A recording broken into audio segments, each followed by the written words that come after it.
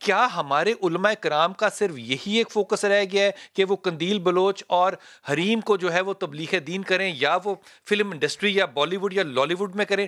میں نہیں کہہ رہا نہ کریں، اور لیکن کوئی طریقہ تو کار ہوتا ہے نا. لیکن جب آپ کسی سے بات کر رہے ہیں جو کہ آپ کی بیٹیوں کی عمر کی بچی ہے، اس کو آپ یہ بھی بتائیں گے کہ ہم نے رات کہاں گزاری ہے اور دن کا ناشتہ کہاں پر کیا ہے.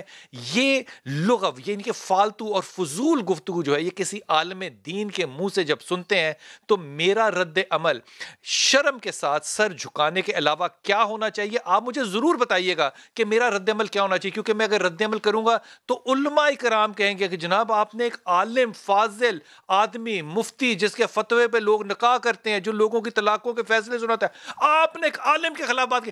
میں عالم کو عالم تب کیوں نہ مانوں جب اس کا کردار جو باہر کی ایک آنے والی بچی کے ساتھ ہو، اپنے گھر میں رہنے والی بیٹی کے ساتھ بھی ویسا ہی ہو. اگر کردار نہیں ہے تو آپ کیسے عالم ہیں؟ حضور اقدس حریم شاہ لے کر گئیں پھر میرے مفتی صاحب کو ایک ہوٹل میں جو حریم کا دوست تھا، اور وہاں پہ بیٹھ کے وہ ذرا غور کیجئے گا کہ اگر آپ مس کر جائیں، کیونکہ آپ شریف لوگ ہیں میری طرح کے، آپ یہ جو فرینچ ہے نا، یہ فرینچ شراب کی بات ہو رہی ہے، جو ریڈ ہے نا سرخ، یہ ریڈ وائن کی بات ہو رہی ہے. اگر ریڈ وائن پینا علماء کرام کے لیے جائز ہے تو پھر یہ فتویٰ جو ہے یہ سب کے اوپر لگنا چاہیے، صرف مفتیوں کے اوپر نہیں.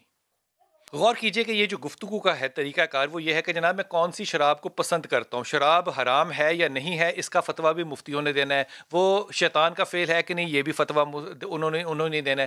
لیکن کیا یہ گفتگو ایک عالم دین کی بنتی ہے؟ میری سمجھ سے یہ بار بالکل باہر ہے کہ یہ کیسی گفتگو ہو سکتی ہے. تیسری چیز یہ کہ اگر یہی کام ہے علماء کرام کا، علماء دین کا اور علماء حق کا، میں تو علماء سو بھی نہیں کہہ سکتا، کہ وہ خواتین کے بارے میں یہ تذلیل کریں، میں معافی کے ساتھ کہہ رہا ہوں یہ بات، بلکہ معافی نہیں، معافی میں واپس لے لیتا ہوں، وہ تذلیل کریں عورتوں کی، یہ کہ میرے پاس ان عورتوں کا بیٹھنا ان کے لیے عزت کی بات ہے کہ عورتیں آئیں اور میرے پاس بیٹھیں. عالم دین کہہ رہا ہے.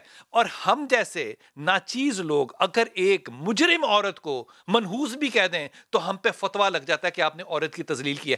یہاں پہ کوئی آواز مفتیوں سے، ممبروں سے، حکومت سے کیوں نہیں اٹھ سکتی کہ آپ جب عورت کی تذلیل کر رہے ہیں تو آپ کو مفتی اور ممبر کا حق کس نے دیا ہے؟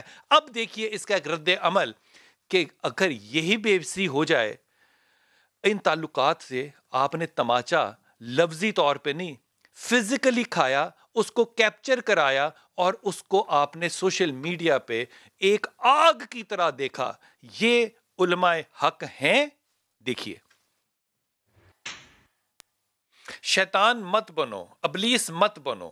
یہ جو خاتون ہے اس کے لباس پہ ہو سکتا ہے کسی مفتی کو اعتراض ہو، لیکن اس کی گفتگو میں کتنا ایک انٹلیکٹ ہے. وہ کہہ رہی ہے کہ آپ کو نہیں پتا کہ شیطان کے پاس بھی بڑا علم ہے. وہ طنز کر رہی ہے مفتی صاحب آپ کو، اور آپ اس کے اوپر مسکرا رہے ہیں، اور آپ اپنے امامے کو سر پہ رکھ کے اس کے بعد ایک پروگرام میں جانا چاہ رہے ہیں. اگر یہی دلیل ہے علم پھیلانے کی، یہی دلیل ہے ایک عالم حق ہونے کی، اگر یہی دلیل ہے ایک مفتی کے سرٹیفائیڈ مفتی ہونے کی، تو پھر جو باقی مفتی صاحبان ہیں کیا وہ اپنے ساتھ مفتی کا لقب آج کے بعد لگائیں گے یا نہیں لگائیں گے؟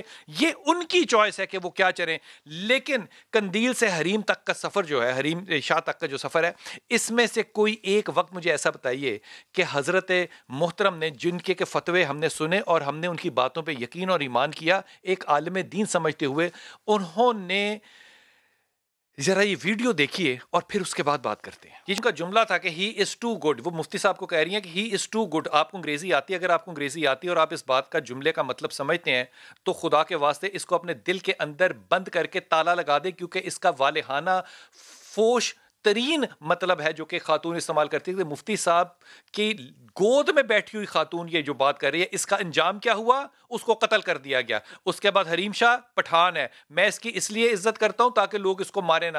کیا آپ کے ساتھ خواتین جو رہتی ہیں ان کا انجام قتل ہوتا ہے اور آپ مبینہ طور پہ اس میں نامزد ہونے کے بعد بچ جاتے ہیں؟ لیکن ایمانداری کی بات یہ ہے کہ حضور اقدس جو فتوے میرے پہ لگ سکتے ہیں ایک نامحرم کے ساتھ، وہی وہی چیزیں قرآن اور حدیث کے حوالے اگر بنا کے کہے جائیں تو ان کو آپ ایمان اور ایک مفتیانہ کلام سمجھتے ہیں. میں ایئر ہوسٹسز کو دیکھتا ہوں اس لیے کیونکہ اللہ حسن ہے اور حسن کو پسند کرتا ہے. ان للہ و انا الیہ راجعون اگلا جملہ جو انہوں نے ٹانگوں والا کہا وہ میں بولتا ہی نہیں. لیکن کیا یہ بات صرف پاکستانی عورتوں تک مکمل ہو گئی؟